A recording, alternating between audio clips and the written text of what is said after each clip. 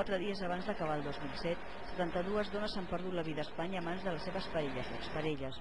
12 d'elles vivien a Catalunya.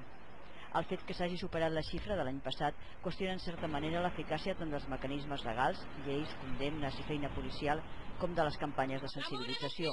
En l'àmbit en què sí sembla que han influït és en l'aflorament de les agressions que es produeixen a la llar.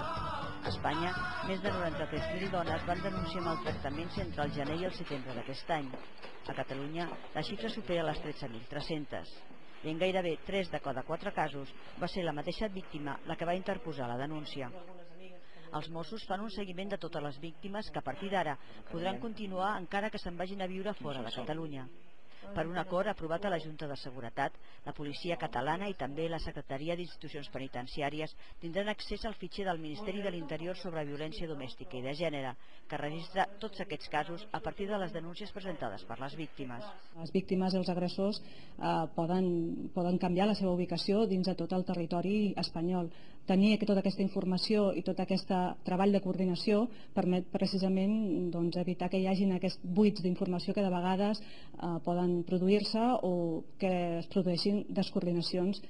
També podran introduir-hi i modificar les dades existents. El registre es va crear al juny i inclou tant les dades de les víctimes com les dels presumptes agressors.